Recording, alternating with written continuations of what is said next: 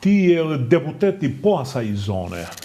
Do më thënë, aktivitetin tënd politike ke zhvilluar po aty ku ke shtëpinë, ose më saktë në afërsisë, nuk bëhet fjalë që ti je këshilltar i bashkisë i asaj lagje. Pra, keni një afrimitet me atë zonë, cila është një zonë tiranëse, Dembabadën, paktën kështu ka qenë historikisht.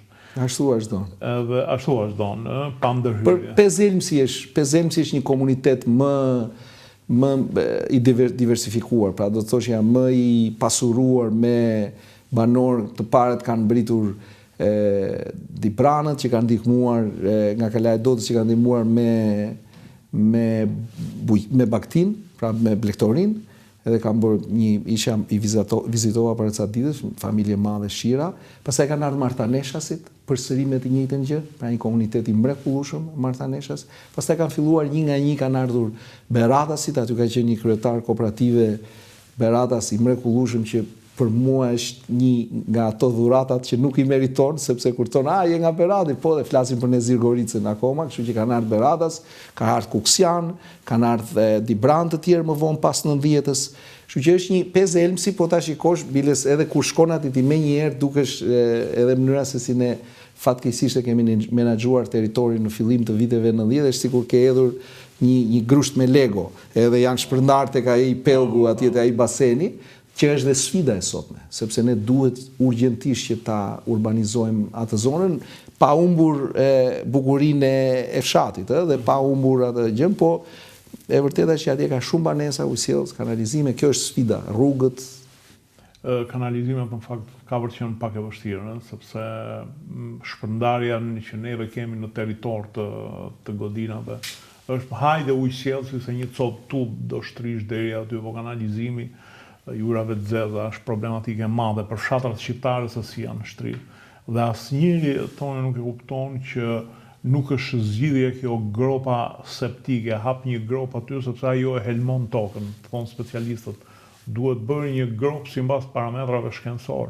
Dhe ka për të qenë një sfidë e madhe, mendoj në të ardhmen, në mandatin e ardhshëm, ose ndoshta. Shiko, duhet ti ke qenë 4 vjet deputet, po lufton për mandatin e dytë. Po garoj. Po garoj. Okay. Momenti kur thua luft, nuk e di pse më vijnë me njëherë imazhet e gladiatorëve në amfiteatr atje, edhe tek ai sheshi. Ndërkohë që unë besoj që është një garë ekipi, kuptohet që protagonizmat, personalitetet e gjithë secilit nga ne i japin atë dimensionin e vet, por unë doja ta shikoj si garë, mos mash për somër. Po garon për mandatin e dytë. Ke gënjur ndonjëherë se politika e përfshin edhe gënjeshtrën, dhe ndehesh në siklet me fenë tënde për këtë, nëse ke gënjur? Është pyetje shumë e mirë. E para njerë ke gënjur ndonjëherë, besoj e ke fjalën ke gënjur ndonjëherë si njeri, po, kam gënjur, dhe unë u them njerëzve që në fund të ditës prandaj unë kam nevojë për shpëtimtar, se unë vetë e kam djallosur sikur vetëm gënjeshtër të marrim, mos të merremi dhe të futemi në këto të tjerat. Dhe besoj çdo njeri kur ulet dhe bën bilancën e sikur me gënjeshtër tani si mund të kuptoj që ka nevojë që peshorja e jetës tij të ndreqet nga dikush përtej vetes së vet. Se një gënjeshtar nuk e rregullon dot atë. Tani për t'ju përgjigjur më mirë pyetjes dhe më drejt për drejt si politikan. Kam bërë çmos deri në fund që mos të gënjej kur në mënyrë të drejt për drejt dhe të qëllimshme për të marrë një votë. Dhe më mirë ta humbas një votë, më mirë të humbas dhe 10 vota, por mos t'i gënjej në mënyrë të qëllimshme. Më kanë gënjur dhe kam gënjur pa tjetër, sepse nëse shkon në një zyrë dhe të thotë që shiko, Toni mos u shqetëso, ne këtë do ta bëjmë shumë shpejt. Nëse dëgjon dhe domethënë premtime të ndryshme që forcat të ndryshme politike bëjnë, dhe në rastin ton neve kemi premtuar disa gjëra të cilat nuk kanë ndodhur dhe sot duhet i japim llogari. Në këtë rast unë do thoshja që po. Po do të tregoj një detaj shumë interesant nga jeta parlamentare. Unë jam zëvendës kryetari i grupit dhe bëj dhe lajmërimet në grup. Dhe kryesisht lajmërimet kur do votojmë, po sidomos për votimin. Dhe u them kolegëve që do votojmë në orën 8. Po për shkak se debati parlamentar vazhdon, edhe 8-a s'realizohet ndonjëherë, nuk ndodha gjë, dhe Erion Braçaj që më ngacmon gjithmonë, me shumë lezet sot, më toni na gënje dhe i them Erion, sa kam gënjur këtu si zëvendës kryetari, nuk për orarin e nuk kam gënjur ndonjëherë. Nuk e di ju përgjigja pyetjes apo jo. Jo, ishte interesante pikërisht kjo më pëlqeu, që si politikan në qoftë se më kanë gënjur dhe kam gënjur, por pastaj kur e pranon është gjëja më e mirë, sepse bëhet ajo që i thon katharsis, që mos ta bësh në të ardhmen. Dhe mendoj që qenia njeri që beson dhe qenia politikan është e vështirë të përputhen, por në fakt kur përputhen është një gjë e mirë sepse unë shpresoj që fitoj gjithmonë ai fetari, ai që ka të mirën brenda, dhe o politikani. Unë politikën nuk e quaj zanat të ligë, pa politikë neve nuk do ekzistonim. Është primitivizëm, kjo që bëjnë të gjithë njerëz që shajnë politikën, bëjnë politikën, pa politikë shoqëritë moderne nuk ekzistojnë. Atëre, po më lijo se pyetja është shumë e mirë. Dhe nëse duam të nënkuptojmë që një fetar ka një hepërsi ndaj një jo fetari në politikë, unë do thoshja që jo domosdoshmërisht. Sepse ndonjëherë, po historia njerëzore është e mbushur me raste kur në emër të fesë, kur feja dhe politika bëhen bashkë, në fakt nuk është ndonjë recet shumë e shëndetshme. Ka pasur hekatomba të mëdha. Ka raste të mrekullueshme kur feja dhe politika bëhen bashkë, dhe për shembull është rasti i William Wilberforcit. William Wilberforci është një politikan anglez i shekullit të 18, fundit shekullit 18, fillimit shekullit 19, pra fundi 1700, fillimi 1800-s, i cili ishte instrumental në heqjen e skllavërisë. Pra ishte një deputet shumë i talentuar, e la atë gjën sepse pati një përjetesë shpirtërore, shok shumë i ngushtë i William Pittit, që u bë kryeministri i ri, dhe beteja e tij që ai humbi për 20 e ca vjet rresh që nuk arrinte dot e çonte draftin e heqjes skllavërisë, po për shkak se të gjithë ata parlamentarët anglez kishin secili flotat me sklevrit që shkonin edhe, ai dështonte, po më në fund ja doli dhe ja ka dalë kur ishte në shtratin e vdekjes. Pra ky është një shembull i mrekullueshëm kur ajo që ti beson mundet që ta vësh në praktik. Dhe unë besoj që në rastin e Shqipërisë, kjo beteja që kemi ne shoqërore, do thoshja unë, me korrupsionin. Beteja shoqërore me korrupsionin ka shumë vend për njerëz të cilët busullën e tyre e akordojnë, të jetës tyre e akordojnë me koordinatat përjetshme, që nuk i lëvizin koordinatat, dhe kjo ndihmon. Po kjo ndihmon edhe kur je mjek, edhe kur je kasap, edhe kur je këpucar, edhe kur je... Pra, në momentin që ti thua që unë po e bëj këtë punë, sikur po e bëj për Zotin.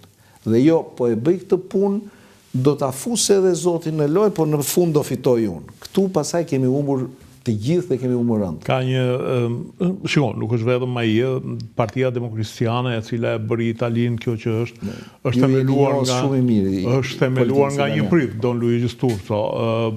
Demokristianët gjermane prunë Gjermaninë në këtë pikë ku është, domethënë një shtet më modern. Pa dyshim që feja ka atë të vetën, po shiko, ajo që më ka bërë përshtypje gjithmonë ka qenë etika protestante dhe shpirti i kapitalizmit i Karl Weber, është një ca thonë që është konkurrent i Marxit, sepse është edhe më realist dhe e lidhe ekonominë me fenë, sidomos me etikën protestante, e cila është edhe promotore e zhvillimit e kërkimit shkencor, por edhe promotore e puritetit në politikë, e kundra korrupsionit, dhe jo më kote dhe vendet protestante janë dhe ato që kanë edhe ligjet më drakoniane kundër korrupsionit, si që janë Anglia, Shtetet e Bashkuara, Gjermania, ku korrupsionin në një farë mënyrë, në qoftë se në Itali ta shkelin syrin, në Spanjë, në Greqi sa më shumë, aty je njeri që mbedesh me damk për gjithë kohën dhe mendoj që këtu ka ndikim edhe feja në protestantizmi. E mendon ti që një pakt me korrupsionin për hatër të politikës, të zhvillimeve të ditës, ti do ta pranoje?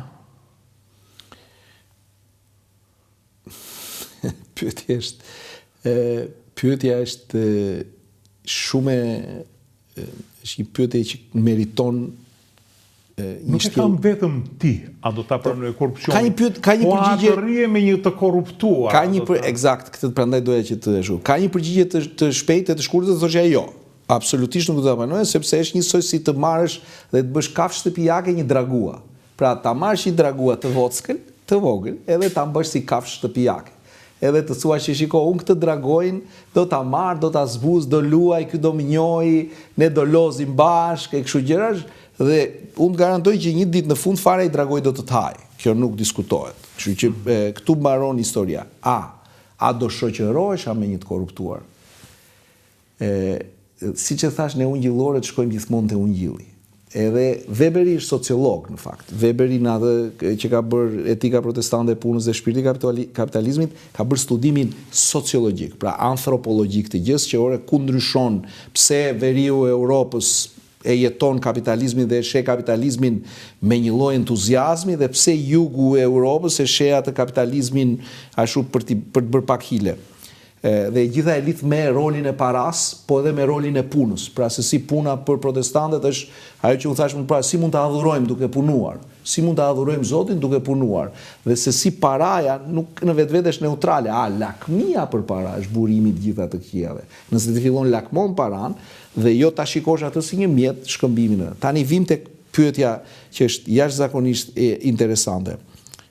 Krishti është akuzuar, pra në momentin që e çuan në kryq, përveç se ishte ky momenti i pretendimit të tij që ora unë jam biri i Perëndis dhe për ebrejt ishte si mund të ketë Perëndia bir, Perëndia është i pashoq. Dhe përfundon atje, pjesa tjetër ishte populariteti i tij, sepse ai rrinte me të përdalat, rrinte me tagramlesit, të cilët tagramlesit në atë kohë pra doganierët ishin të urryer nga të gjithë, se jo edhe që merrnin Araçin për Cezarin, por nga ana tjetër ishin edhe të pasur e ku diun se ça. Domethënë të gjithë personazhet janë atje, bile se akuzojnë, kjo është akuza. Që do të thotë që të rish me një të korruptuar, jo domosdoshmërisht ti bëhesh i korruptuar, për aq kohë sa ti e di kush je, nga vjen, ku po shkon, ç'a beson, kush janë vlerat e tua.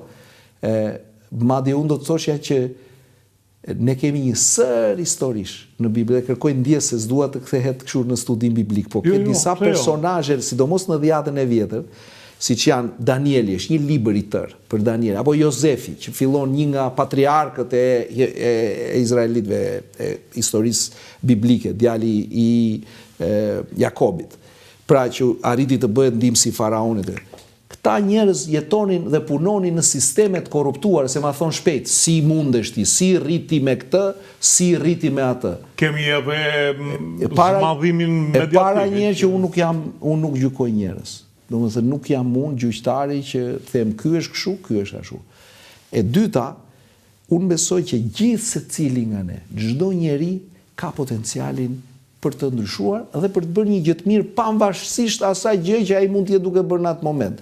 Kështu që dhe e treta, unë jam i përsosur, pra unë vetë nuk jam i përsosur. Kështu që të bashkëudhtosh me njerëz të cilët në një moment caktuar mund të akuzohen dhe nga organet ligjbatuese për të korruptuar, për mua patjetër që është dhimbje, në disa raste është gënjim, por nuk është shkura im sepse për të vazhduar të rrugë, sepse që kur e kam nisur, unë e kam ditur shumë mirë që të synosh ndryshim shoqëror nuk është një gjë e lehtë. Dhe nuk është një gjë që bëhet në kafe. Duhet të zbresësh nga shkallët e amfiteatrit apo të nuk e di si quheshin të Koloseumit, si quhet ajo, se e din më mirë arkeologët, po të amfiteatrit, dhe të futesh ke sheshi atje ku dheu, gjaku, në arenë. Atje duhet me synu ndryshim. Të rish prapa televizorit, thoshe, ta kështë e bo këshu Partia Socialiste ta kishte bërë kështu Edi Rama, ta kishte bërë kështu, shu ka plot jetë shkallët e stadiumit, zbrit, futu në arenë, bëu me gjake, me dhe, me balte, me ku diun se qa, dil fitus edhe vazhdo rrugën. Nuk po të kërkoj qa do bëj Partia Socialiste, qa do bëj për fshatin? Ti je në një zonë fshati, apo ja? Jam një zotë fshati dhe programi ynë është, besoj, vazhdimsi e asaj gjëje që që po ndodh. Po keni ca gropa. Kemi gropa të mëdhaja, që vërtet. Pra, numrit baktive. Pavaj turnjera atje se e kuptohet e bujqësia, po unë them që bujqësia fillon me sigurinë e titullit pronësisë. Pra, unë sot kam qenë, sot më njëzu kam qenë... Unë jam i dëshpëruar në ato drejtim. E di, sot kam qenë në Arban, në Bultic.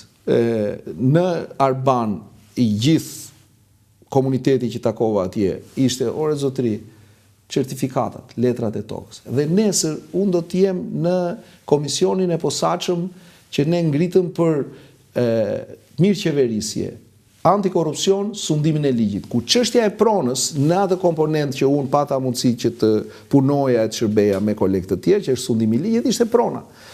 Dhe në programin tonë është që brenda 29-ës ne duhet të përfundojmë me regjistrim fillestar, me azhornime, me rregullim pasaktësish, dhe ne duhet që njësoj si që japim certifikatën, që ne të dy e marrim certifikatën familjare këtu, duhet marrim në të njëjtën mënyrë certifikatën e pronësisë, se nëse është atje e regjistruar sakt në zyrën e kadastrës, pse mos të më vi mua këtu?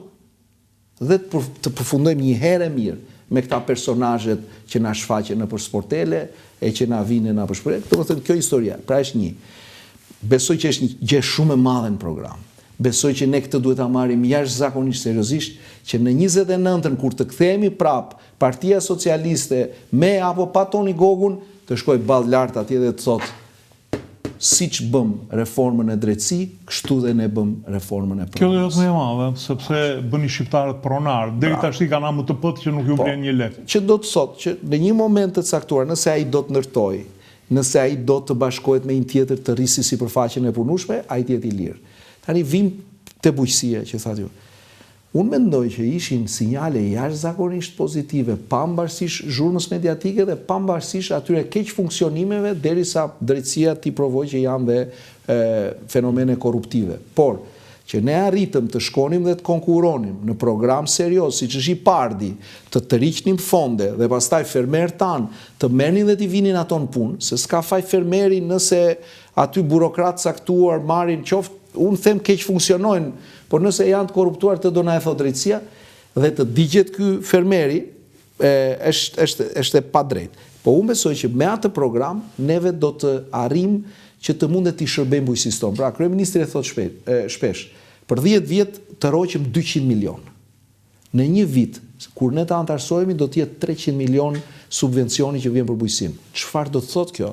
Kjo është një punë pa imagjinueshme për të gjitha strukturat tona shtetërore që janë në shërbim të bujqësisë, sepse duhet të bëjnë të kapacitetet të rreqëse të çdo fermeri, duhet jenë të tilla që ai 300 milion që mos të shpërndahet në një mënyrë të tillë që të fillojnë prapë keq funksionimet, por të shkojnë në një mënyrë kapilare atje ku duhet të shkojnë.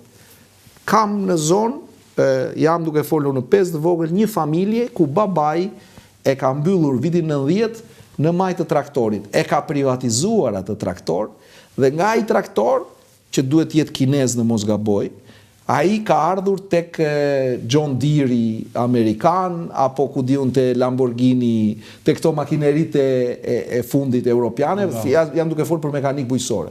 Tani duan të ndërtojnë ata një kapanon që se kanë miliona atje për t'i futur. Certifikata e pronësisë që nuk e kanë, se e kanë AMTP, se duhet ta nxjerrin, kjo duhet mbarojë një herë mirë. Të duhet projekti, ka impakti ambiental, të duhet një 20 milion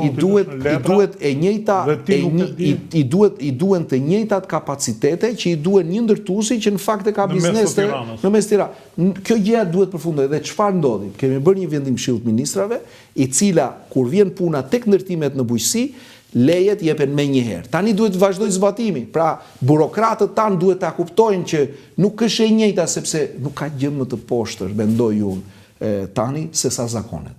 Ne jemi konstelacion zakonesh, të dy ne. Qa kemi bërë në mënyrë të përsëritur, ajo jemi ne. Dhe një burokrat i cili është stërvitur për vitet të tëra të thotë kjo zbëhet, dhe asnjëherë brenda klauzolave ligjore nuk shikon gjithë me kreativitet mundësit se si t'i zbatoj dhe t'ja japi atij fermerit që të mendoj që ore këti duhet kursyer koha kështu. Po direkt të mendoj, do më vi kontrolli i lartë i shtetit, do më vi prokuroria, tani është edhe spaku, dhe atëre i bie që ne ta mbyllim shtetin edhe mos të bëjmë asnjë gjë. Nuk e di se u zgjata. Jo, shumë i saktë, sepse edhe unë e kam ndjekur nga afër dhe e di që është një sipërmarrje dëshpëruese që një njeri të pajisë të kalojë nga MTP në certifikat dhe madje pa diskutim që ka një korrupsion të llahtarshëm nga zyrat e shtetit.